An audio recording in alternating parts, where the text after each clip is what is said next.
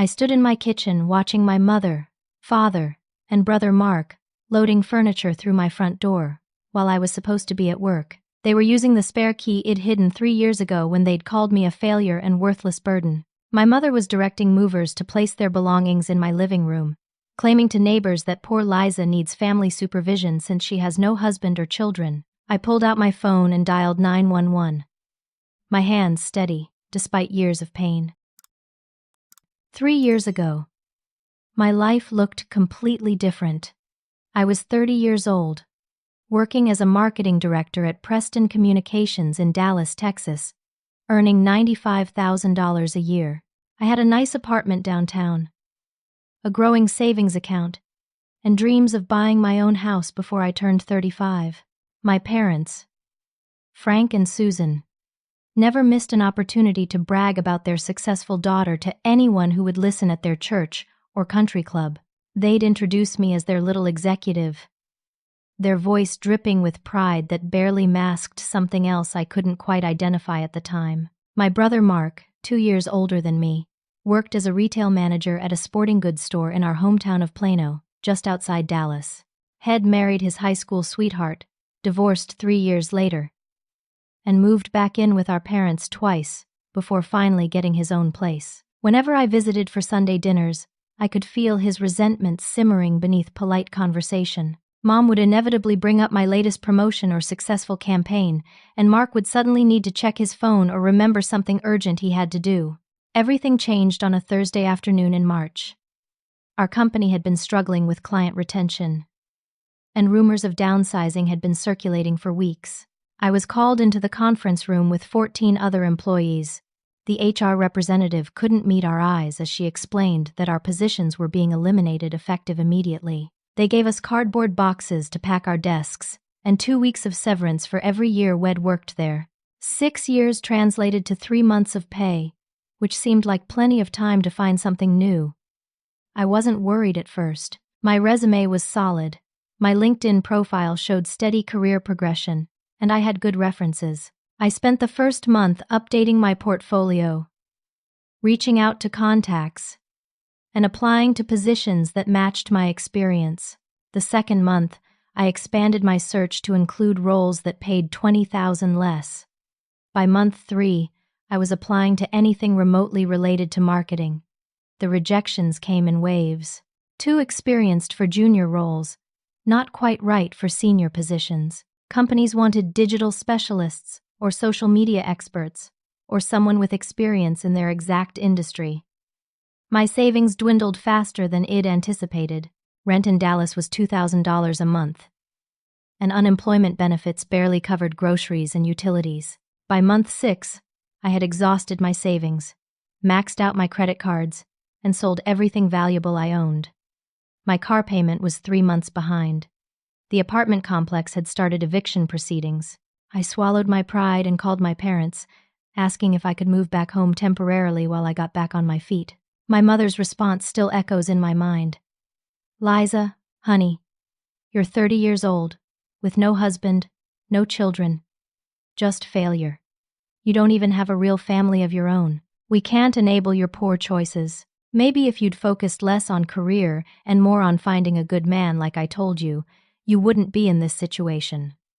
My father's words cut even deeper. Your brother Mark might not make as much money, but at least he keeps steady work. He doesn't live beyond his means, pretending to be something he's not. You made your bed with all that corporate climbing nonsense. Now lie in it. They changed their locks the next day. When I drove to their house with my last tank of gas, my key wouldn't turn. Mark answered the doorbell and handed me a box with childhood photos and a few personal items they'd decided I could have. "Mom and Dad think it's best if you figure this out yourself," he said, unable to hide the satisfaction in his voice. "Maybe this will teach you some humility." The twist came 3 weeks later, when my cousin Emma called. She lived in Houston and had heard through the family grapevine that I was going through something. "Liza, I don't know how to tell you this, but your mom has been telling everyone at church that you were fired for incompetence. She said you had a nervous breakdown and started making up stories about the company downsizing to cover your shame." She asked everyone to pray for you but give you space to hit rock bottom. Emma sent me screenshots from the church Facebook group. My mother had written a long post about the heartbreak of watching your child fail. How Shed tried to raise me right, but I'd gotten too prideful, too focused on worldly success. The comments were full of sympathy for her and judgment for me. Someone wrote that career women always end up alone and bitter. Another suggested I needed to find God again. 6 months into unemployment, I was living in my car in a Walmart parking lot. I'd learned which stores had the cleanest bathrooms, which parking lot security wouldn't bother me in, and how to make a $1 menu item last all day. I charged my phone at the public library while applying to jobs on their computers. Pride was a luxury I couldn't afford anymore. The call came on a Tuesday morning while I was brushing my teeth in a gas station bathroom. The area code was from Vermont, and I almost didn't answer, thinking it was another debt collector. But something made me pick up. "Is this Liza Catherine Morrison?" The voice was professional, older, male. "Yes, this is she. My name is Robert Peterson. I'm an attorney with Peterson and Associates in Burlington, Vermont. I'm calling regarding the estate of Dorothy Ann Sullivan. I understand she was your great-aunt, Aunt Dorothy. I hadn't thought about her in years. She was my maternal grandmother's younger sister, a woman who existed mostly in family stories and faded photographs. I'd spent 3 summers with her when I was between 8 and 10 years old while my parents traveled for my father's work conferences. She lived in a beautiful old house in Vermont, had never married, and built a successful real estate development company in the 70s when women rarely did such things. My mother rarely spoke about Dorothy, except to use her as a cautionary tale. "Poor Dorothy," she'd say. "All that money and success, but died alone with no children to mourn her. That's what happens when you choose career over family." "I'm sorry to hear about Dorothy," I said, genuinely sad. "I didn't know she'd passed." "She died 3 months ago," Mr. Peterson explained. "She'd been quite specific about not wanting a large funeral or obituary. Only a few people were notified at the time. However, she left very detailed instructions regarding her estate. Would you be able to come to Burlington for the reading of the will?" I'm in Texas. I don't think I can afford," I started to explain, then stopped. The last thing I wanted was to tell a stranger I was homeless. Dorothy anticipated that.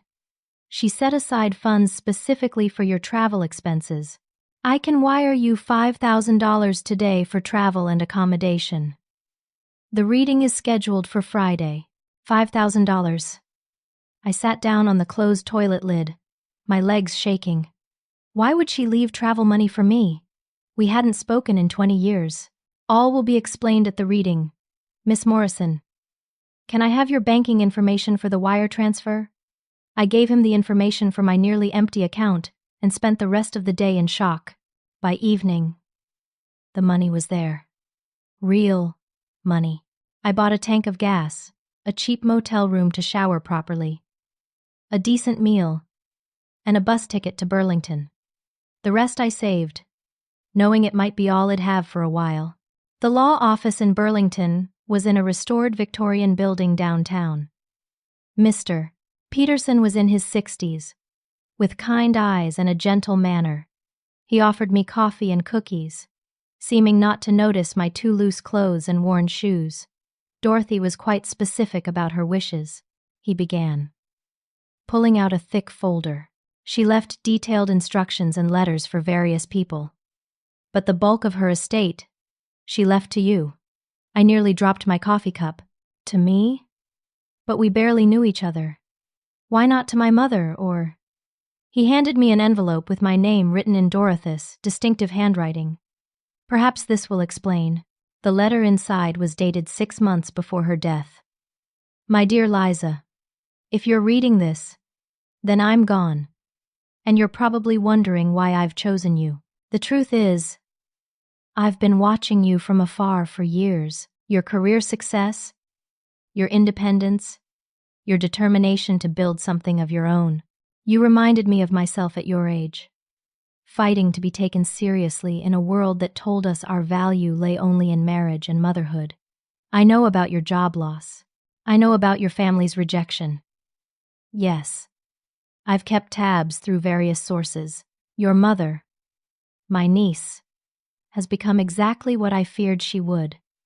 A woman who tears down other women who choose differently than she did. She learned that from her mother, my sister, who never forgave me for choosing career over convention. I'm leaving you my house in Burlington, valued at approximately $450,000 and $200,000 in investment accounts. But more than that, I'm leaving you freedom. Freedom from those who would clip your wings, who would make you small to feel big themselves. Freedom to rebuild without apology. There's one more thing you should know. I originally planned to divide my estate among all family members. But 3 years ago, at your grandmother's funeral, I overheard your mother talking to her church friends. You had just gotten your director promotion. Instead of pride, she said you were probably better off failing now before you got too old to find a husband and have your real purpose. She said career success was meaningless for a woman without a family to share it with. That's when I knew you needed what I could give. Proof that there's more than one way to live a meaningful life. Use this gift to build something beautiful. Something yours. And remember, family isn't always blood. Sometimes it's the people who believe in your dreams when everyone else is trying to wake you up. With love and hope, Dorothy. I sat in that office and sobbed. Not pretty tears, but ugly, body-shaking sobs that had been building for months. Mr. Peterson quietly pushed a box of tissues across the desk and let me cry. When I finally composed myself, he showed me pictures of the house. It was a stunning Victorian with 3 bedrooms, 2.5 bathrooms, original hardwood floors, and a wraparound porch. The garden was magnificent, clearly Dorothy's pride and joy. The house had been maintained by a property management company since her death. Waiting for me. There's more, Mr. Peterson said gently. Dorothy left letters for your mother and father as well. She wanted them to know exactly why they were excluded from the will. She documented every cruel thing they'd said about you. Every time they'd diminished your achievements. She had quite the network of informants, including Emma, your cousin. The twist that changed everything came when Mr. Peterson handed me another document. Dorothy also discovered something interesting about your parents' finances. They've been living well beyond their means for years, taking out home equity loans to maintain their country club lifestyle. Your father is about to retire with a pension that won't cover half their expenses. She suspected they would eventually come looking for money from you if you ever became successful.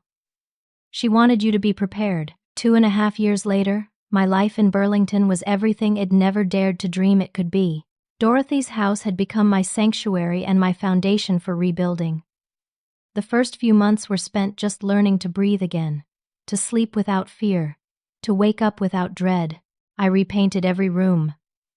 Not because they needed it, but because I needed to make the space mine. I learned to tend Dorothy's garden, finding peace in the routine of watering, weeding, and watching things grow. The business idea came naturally. During my job search disasters, I'd noticed how many small businesses had terrible online presence and marketing strategies. They needed help but couldn't afford big agencies. Rising Digital Solutions started with just me, a laptop, and one client, a local bakery whose owner, Patricia, took a chance on the new girl in town. I redesigned their website, managed their social media, and helped them launch an online ordering system. Their revenue increased by 40% in 3 months. Patricia told her business owner friends. Word spread through Burlington's tight-knit business community. Within 6 months, I had 5 steady clients. Within a year, I'd hired my first remote employee. Now, approaching the 3-year mark since Dorothy's gift, Rising Digital Solutions had 12 remote employees and handled marketing for 30 businesses across New England. I was earning $120,000 a year, more than I'd ever made in corporate. But the money was just part of it.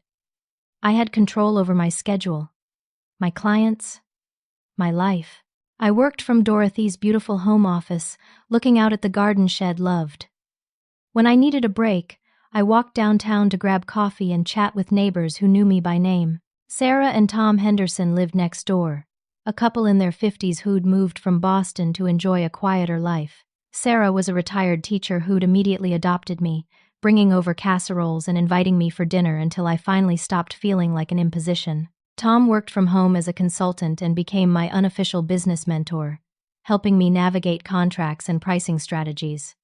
The book club found me through Sarah, 8 women who met monthly to discuss everything from literary fiction to trashy romance novels, with wine flowing as freely as opinions. They were teachers, nurses, small business owners, retirees, real women with real stories who welcomed me without question. Then there was James. I met him at the animal shelter where Id started volunteering on weekends. He was a veterinarian who donated his services for the shelter's monthly clinic. Tall, gentle, with laugh lines around green eyes and a terrible habit of making puns. Our first conversation was about a 3-legged cat named Tripod. "I'd tell you a joke about his missing leg," James had said, "but it would probably fall flat." I groaned, but I also laughed. Real laughter. The kind I hadn't done in so long.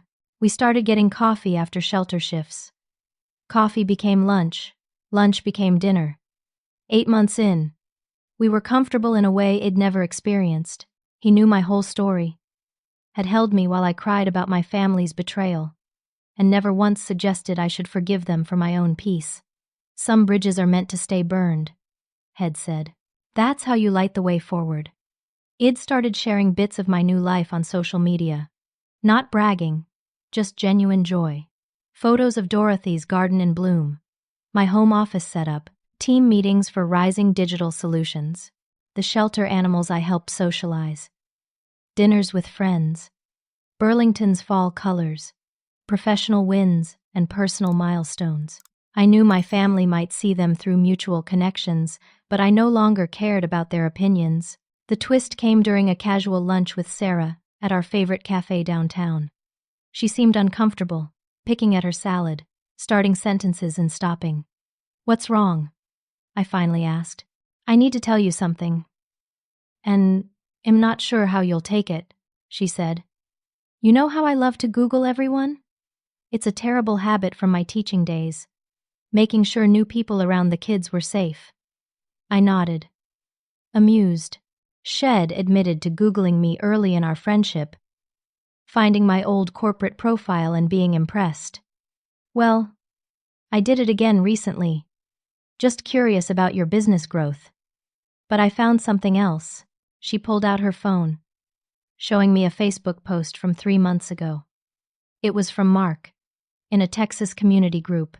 Warning: my sister Liza Morrison is spreading lies about owning a house in Vermont and running a successful business. She's had mental health issues since losing her job years ago and creates elaborate fantasies. If she contacts you for business or tries to sell you services, please be aware she's not stable. Our family has tried to help her, but she refuses treatment.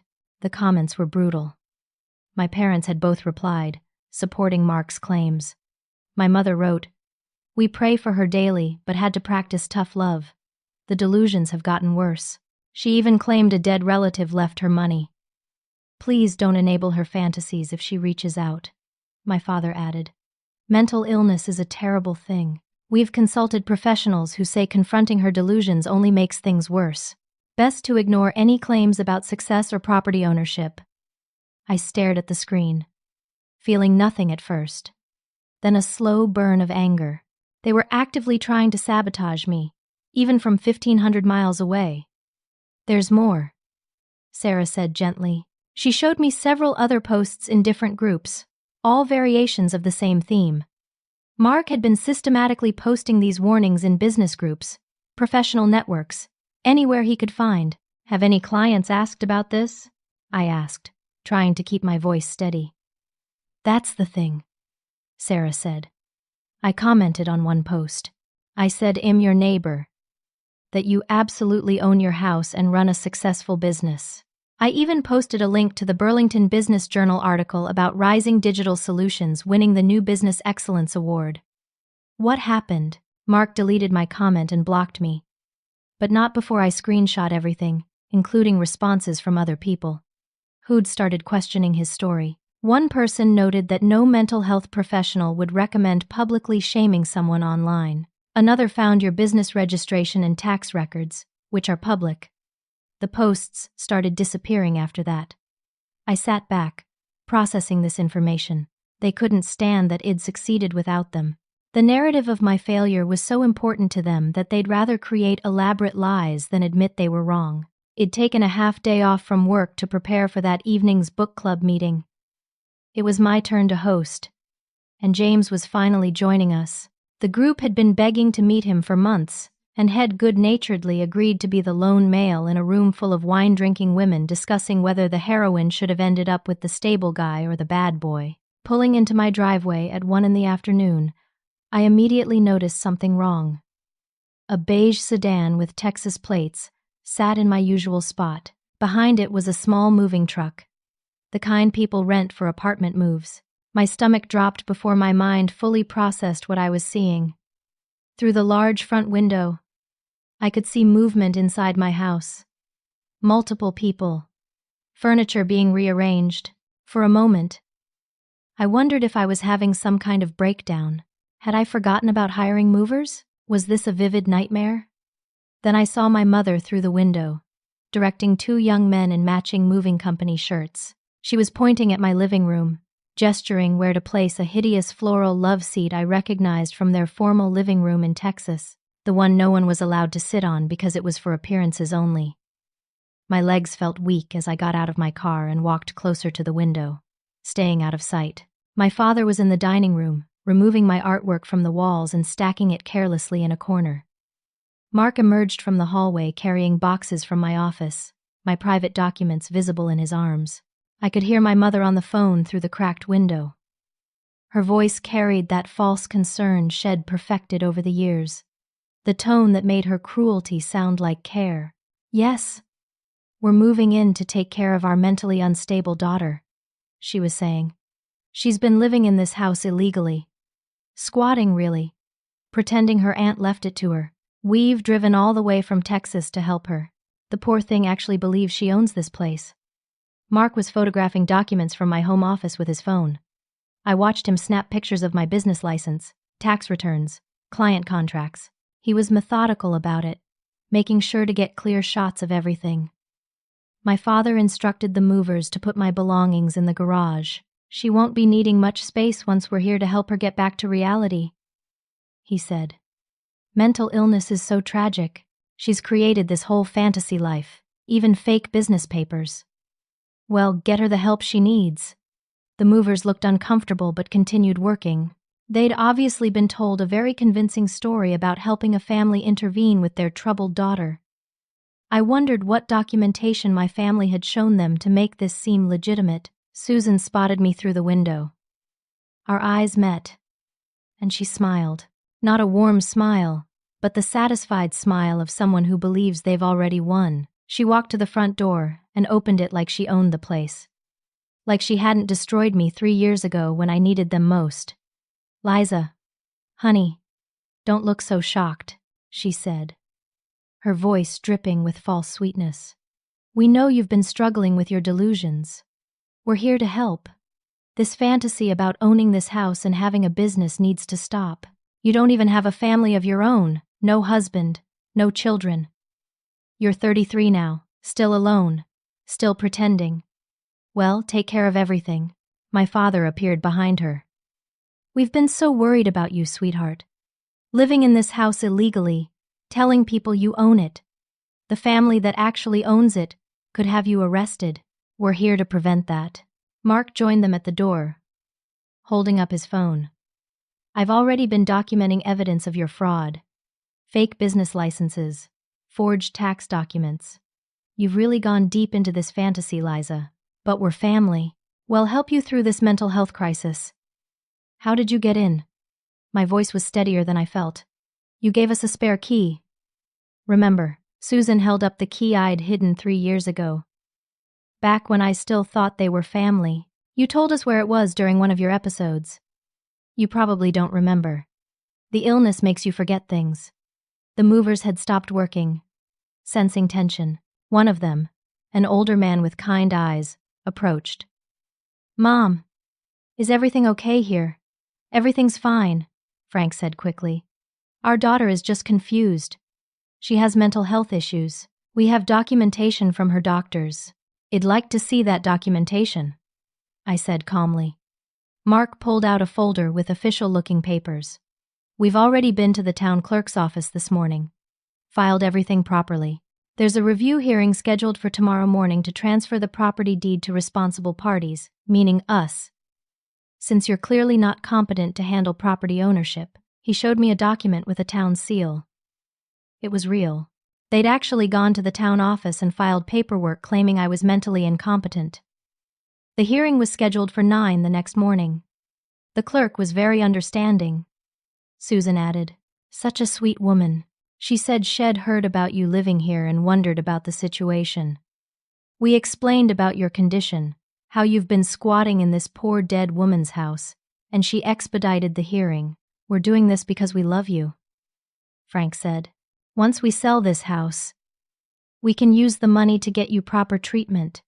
Maybe a nice facility where they can help with your delusions." The twist hit me as I processed their words. They weren't just here to hurt me, or even to mooch off my success.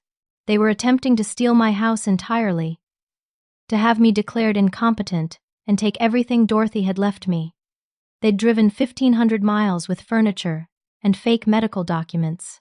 This was a planned, calculated attack designed to destroy my life completely. "You've thought of everything," I said quietly, pulling out my phone. "Put that away," Susan snapped. "You're having an episode. You don't know what you're doing." "I know exactly what I'm doing," I replied, already dialing. Instead of exploding as they clearly expected, I kept my voice calm and professional as the emergency operator answered. I held the phone so everyone could hear me clearly. 911. "What's your emergency?" "My name is Liza Morrison. I'm at 245 Maple Grove Road in Burlington. My estranged family members have broken into my home without permission and are currently moving their belongings in, while claiming I'm mentally unstable. I am the sole owner of this property and have not given them permission to enter. They've also informed moving company personnel that I'm mentally incompetent, which is false and defamatory. Are you in immediate danger, ma'am? Not physically, but they're attempting to steal my property through fraudulent means. They've filed false documents with the town clerk, claiming I'm mentally incompetent. They're photographing my personal business documents without permission. I have security cameras that will show them entering with a key I hid 3 years ago. Before I owned this property, my mother lunged for my phone, but I stepped back. She's trying to take my phone now. I continued to the operator. I'm also starting a video recording for evidence. We're sending officers immediately. Stay safe and don't escalate the situation. While keeping the emergency operator on the line, I switched to speaker and opened Facebook Live with my other hand. My business page had 3,000 followers, mostly clients and other Burlington business owners. The video started recording. "I apologize for the unusual post," I said to the camera while keeping my family in frame. "I'm currently dealing with a situation at my home. My estranged family from Texas has broken into my house and is claiming I don't own it.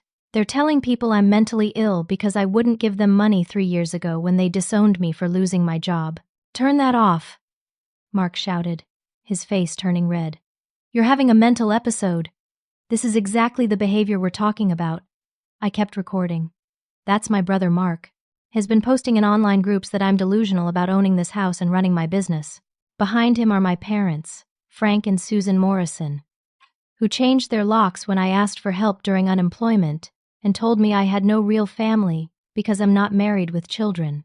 The movers had completely stopped working now. One of them, the younger one, was on his own phone, looking something up. For my Burlington friends and clients watching, I want to assure you that I am mentally sound. I legally own this house through inheritance from my great-aunt Dorothy Sullivan, and Rising Digital Solutions is a legitimate business that pays taxes and employs 12 people. The only crime here is breaking and entering." Comments started flooding in immediately. Sarah next door posted that she was coming over. James wrote that he was leaving the clinic immediately. Several clients expressed shock and support. Susan tried again to grab my phone. "You're sick! Liza, this is sick behavior. Were your family trying to help you? If you're my family trying to help, why did you tell everyone at your church that I was fired for incompetence when you knew I was downsized? Why did you change your locks when I needed help? Why are you moving furniture into my house without permission?" The younger mover suddenly spoke up. "Hey, I found her." He showed his phone to the older mover and then to my father. Burlington Business Journal. 2 months ago. Rising Digital Solutions wins New Business Excellence Award. That's her in the photo with the mayor. That's clearly photoshopped, Mark said quickly. She's very good with computers. Part of her delusion involves creating fake news articles about herself. The mover looked skeptical. This is on the official Burlington Business Journal website. That would be pretty elaborate. You don't understand how deep her mental illness goes, Susan insisted. She's created an entire fake life, fake business, fake house ownership, fake friends. We have medical documentation. Then you won't mind showing it to the police, I said. Within minutes, 2 police cars pulled up, followed quickly by Jameis' truck and Sarah's car. My cousin Emma's car pulled in right behind them. She must have driven incredibly fast from her home an hour away. "I saw your Facebook Live," Emma said, running up to hug me. "I've been recording Susan's calls for months. I have everything." My lawyer Catherine arrived next, having seen the video as well. She carried a thick folder, and her expression was all business. The police officers separated everyone to get statements. While my family tried to explain their version to one officer, I showed the other officer my documents. The deed, Dorothy's will, my business license, tax returns, bank statements. Catherine provided additional legal documentation. Mrs. Anderson from the town clerk's office arrived, looking flustered. "I'm so sorry, Miss Morrison. When I saw your Facebook video, I realized something was very wrong. I thought I was processing paperwork for an elderly Dorothy Sullivan who was still alive. I didn't realize she'd passed 3 years ago. The signature on the medical forms these people provided is from a doctor, Harold Matthews." "What's wrong with that?" Mark demanded. "Dr. Matthews died 5 years ago," Mrs. Anderson replied. "I knew him personally. Whoever forged this didn't do their research." The twist came when Emma pulled out her phone. "I have something you all need to hear." She played a recorded phone call from 2 weeks ago. Susan's voice filled the air. "Emma, dear, we need your help with Liza. She actually thinks she owns a house in Vermont now. Can you imagine? We're going to drive up there and take control of the situation.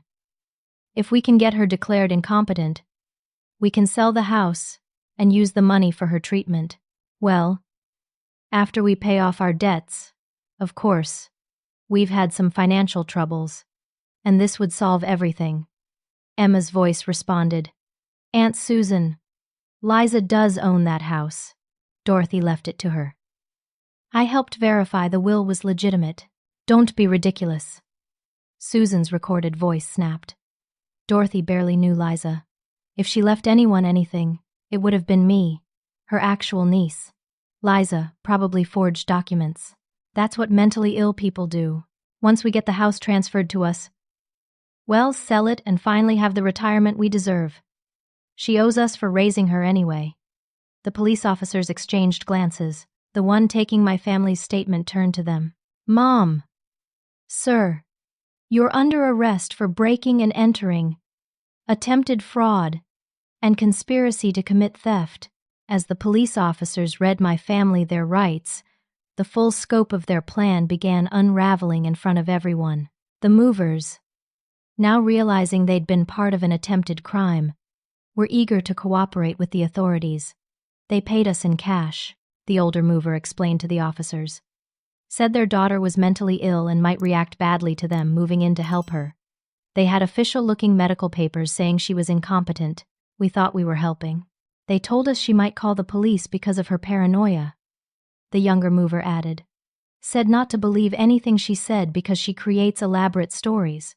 Catherine, My lawyer had been making calls during the chaos. She approached the lead officer with her phone. I've just spoken with the district attorney's office. They're very interested in this case. Attempted theft of property valued at over $400,000. Conspiracy, fraud, and elder abuse. Elder abuse. Frank sputtered. She's 33. They thought Dorothy was still alive when they forged documents, Catherine explained. Their fraudulent paperwork claims to be helping an elderly Dorothy Sullivan who can't manage her property. That's attempted elder abuse, even if the intended victim is deceased. More people kept arriving as word spread through social media and the neighborhood. Tom from next door brought security camera footage from his house showing my family arriving that morning, unloading the truck while I was at work. Miguel, my business partner, arrived with printed copies of our company records, ready to prove the business was real. The book club ladies showed up in force. 8 women who looked ready for battle. Margaret, a retired prosecutor, immediately began documenting everything with her phone. "This is outrageous," she kept saying. "Absolutely outrageous." James stood beside me, his presence steady and calming. "You okay?" he whispered. "I'm better than okay," I replied, surprised to find it was true. "I'm free." Mrs. Anderson had brought the documents my family filed that morning. She spread them on the hood of the police car, pointing out discrepancies. "Look at this signature, supposedly from Miss Morrison, agreeing to the conservatorship. It doesn't match any signature on file. And this medical evaluation date? It's from next week. They submitted a medical evaluation that hasn't happened yet." Mark's face went white. I must have written the wrong date." "You wrote a future date on a forged medical document," the officer asked. "That's interesting." Emma had more recordings. She played another call, this one from 6 months ago. Susan's voice. "I've been thinking about Dorothy's house. It has to be worth a fortune. Burlington real estate is expensive. If Liza somehow did inherit it, that's rightfully ours. We're her parents. We raised her. Children owe their parents everything." Frank's voice in the background. "Could we contest the will?" Susan. "I have a better idea. Remember when Liza had that anxiety issue in college? We could expand on that. Say she's always been unstable. Who's going to believe a crazy person over concerned parents?" The police officer taking notes looked disgusted. "You planned this for 6 months. Those calls are illegal recordings," Susan shrieked. "Emma had no right. Vermont is a one-party consent state for recordings," Margaret from book club said calmly. "Emma was part of the conversation, so she could legally record. I know because I prosecuted cases like this for 30 years. The situation deteriorated further for my family when Catherine discovered more about the forged documents. This gets worse," she announced. "They didn't just forge one doctor's signature. There are 3 different deceased doctors' signatures on various forms. They also created a fake power of attorney document dated from 2 years ago, when Miss Morrison was fully employed and had no contact with them. We were trying to help her." Susan cried, mascara running down her face. "She's our daughter. She needs us. I needed you 3 years ago," I said quietly, but everyone heard me. When I was homeless, living in my car, eating dollar menu items to survive. Where was this concern then? "You were being dramatic," Frank said weakly. "We knew you'd figure it out." "She was homeless?" James asked, his voice dangerous. "You let your daughter become homeless. She needed to learn a lesson," Mark said defensively, "about humility and family values." Sarah stepped forward. "What family values? Lying? Theft? Fraud? I've been Lisa's neighbor for 2.5 years. She's the most stable, successful, kind person I know. She volunteers at the animal shelter, helps elderly neighbors with technology, provides free marketing consultations to struggling businesses. That's family values." The Facebook Live video had gone viral in the Burlington community. Comments poured in from clients, fellow business owners, shelter volunteers, everyone who knew me. They shared stories of my work, my character, My contributions to the community. Patricia from the bakery, my first client, actually showed up in person. This woman saved my business, she announced loudly. I was about to close after 30 years because I couldn't compete online. She built my digital presence from nothing. Now I have lines out the door. How dare you try to destroy her? The revelation that changed everything came from an unexpected source. One of the police officers had been researching on his phone. Interesting, he said. There's a warrant out for Mark Morrison in Texas. Failure to appear for a court date regarding unpaid credit card debt. Looks like multiple creditors have filed suits. Mark's bravado crumbled. That's not. I was going to handle that. And Frank Morrison. The officer continued. There's a foreclosure notice on your house in Texas dated 2 months ago. Public record.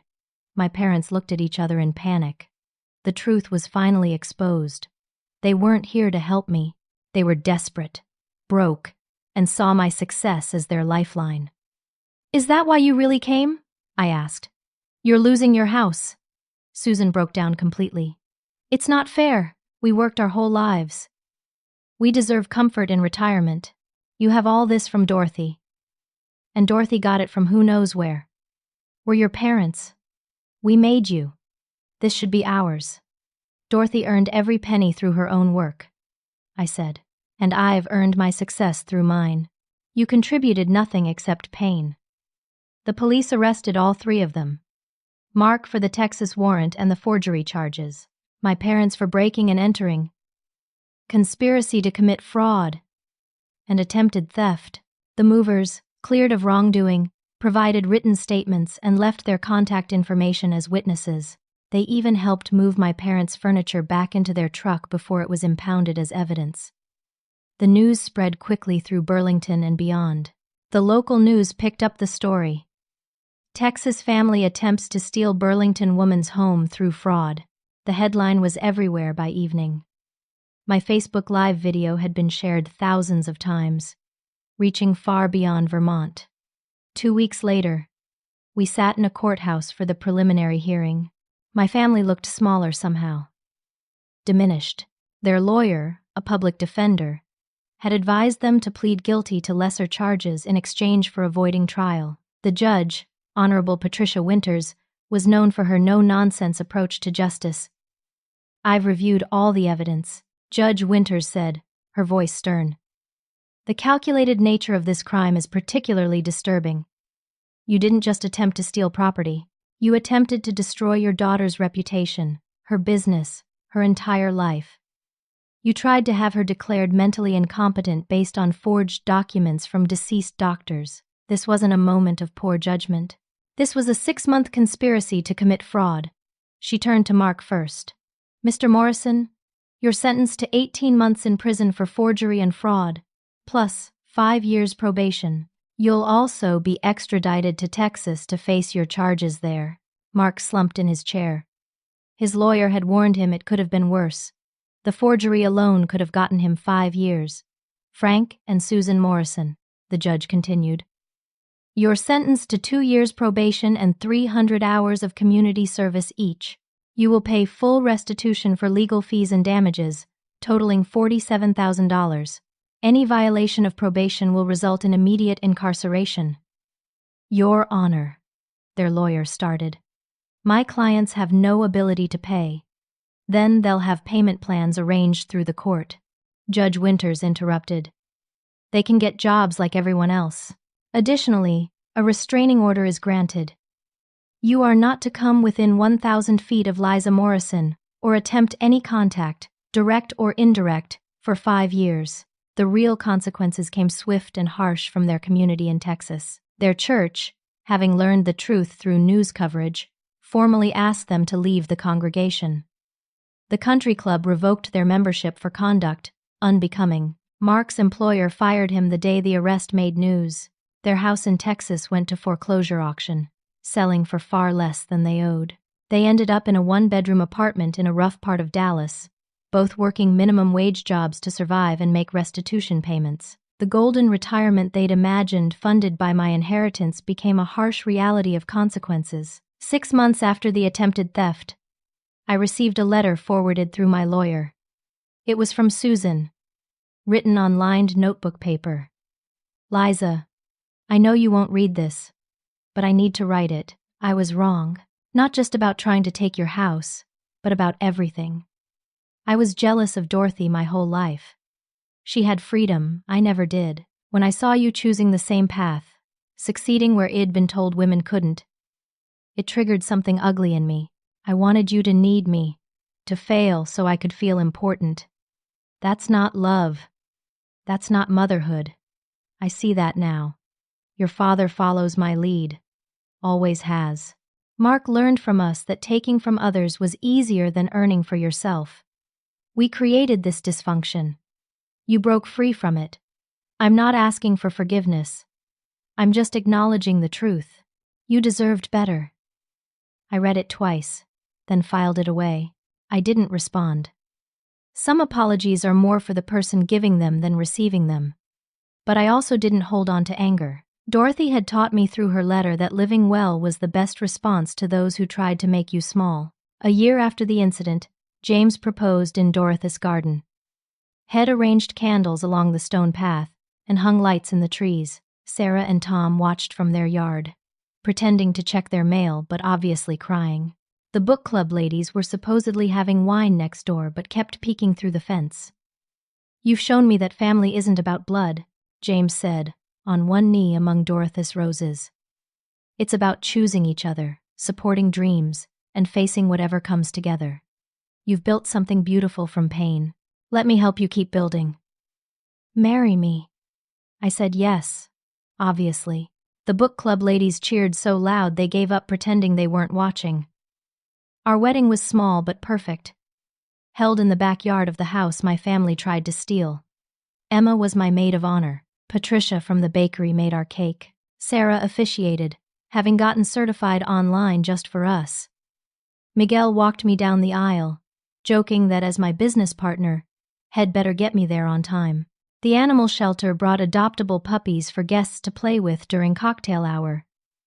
James' idea that was absolutely perfect. 2 years later, James and I stood before a judge again. But this time for a beautiful reason. We were adopting siblings from foster care. Marcus, age 7, and Diana, age 9. They'd been in the system for 2 years, separated from their birth parents due to neglect and abuse. They needed stability, love, and patience. We had all three in abundance. You sure you want both of us? Diana asked for the 100th time, her voice small. She'd been protecting Marcus so long she couldn't believe adults wanted to help. We're absolutely sure, I told her, pulling both kids close. You're not just coming to live with us. You're becoming our family. Real family. The kind that chooses each other and never gives up.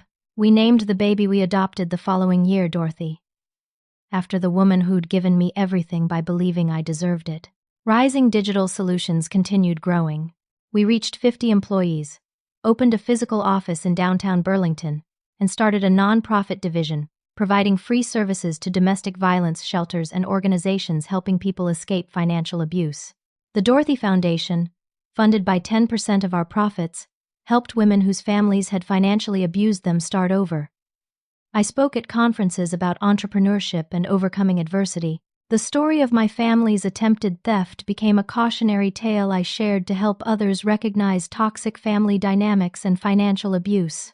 Every time, someone would approach me afterward with their own story of family members who felt entitled to their success. The last twist came when I was organizing Dorothy's old papers to donate to the Vermont Historical Society.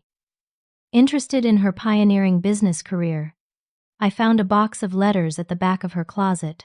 They were from the 1960s, between Dorothy and her sister, my grandmother. The letters revealed that Dorothy had faced the exact same treatment from her family when she chose career over marriage. Her parents had tried to have her committed to a mental institution for hysteria when she started her business. Her sister, my grandmother, had testified against her, saying Dorothy was unnaturally focused on masculine pursuits. The commitment failed only because Dorothy had already established herself professionally and had lawyers. The final letter was from Dorothy to my grandmother. I forgive you. not because you deserve it, but because I refuse to let your bitterness poison my joy. Someday, one of your descendants might need what I can give. Proof that a woman's worth isn't determined by others' expectations. I'll wait and watch. When I find her, she'll have everything I wished someone had given me. Resources, freedom, and the knowledge that she was chosen because of who she is, not despite it. I sat in Dorothy's house, now my house, surrounded by the life it built from the ashes of betrayal. My children played in the garden Dorothy had loved. James was teaching Marcus to throw a baseball badly, both of them laughing. Diana was reading in the shade, finally feeling safe enough to be a child. Baby Dorothy slept in her carrier beside me, peaceful and loved. My phone buzzed with a business alert. A new client had signed our biggest contract yet. Emma texted about visiting next month with her kids. Sarah called over the fence about book club moving to her house this month because Shed bought too much wine to transport. Normal life. Beautiful life. Chosen life. I thought about my birth family sometimes, not with pain anymore. Just a sort of distant acknowledgement that they existed somewhere, living with the consequences of their choices. I heard through Emma that they'd divorced after getting out of legal trouble, each blaming the other for the failed theft. Mark had served his time and was working at a warehouse, still bitter, still posting occasional rants about ungrateful family members that everyone ignored. They'd become cautionary tales in their own communities. Examples of what greed and entitlement could cost you. But that wasn't my story anymore. My story was about rising from rejection, building from betrayal, and discovering that sometimes the family that discards you is just clearing space for the family you're meant to find. Dorothy knew this truth decades before I was born, and she made sure I'd learn it too. As the sun set over Burlington, painting Dorothy's garden golden, I whispered the words Shed written so long ago. Now my truth as well. Family isn't just blood. It's the people who believe in you when you're learning to believe in yourself. And reader, if you've made it this far, maybe you need to hear what took me so long to learn. Your worth isn't determined by those who refuse to see it. Sometimes, the most powerful thing you can do is build something beautiful from the ashes of other people's expectations. Dorothy did it in the 60s. I did it after being discarded. You can do it too. Whatever your circumstances. The house that was almost stolen became a fortress of chosen family, authentic success, and the kind of love that multiplies rather than divides. And Dorothy, wherever she is, was right about everything. There's more than one way to live a meaningful life, and sometimes the best inheritance isn't money or property, but permission to be exactly who you are. Have you ever had family members who felt entitled to your success or tried to tear you down when you started building something better? How did you handle it? I'd love to hear your stories in the comments below. If this story resonated with you, please like and subscribe to hear more about overcoming family dysfunction and building the life you deserve. Share this with someone who needs to remember that chosen family is just as real as blood family. Sometimes more so. Thank you for joining me on this journey. Remember, you deserve people in your life who celebrate your victories, not those who try to steal them. Until next time, keep building your beautiful life, one choice at a time.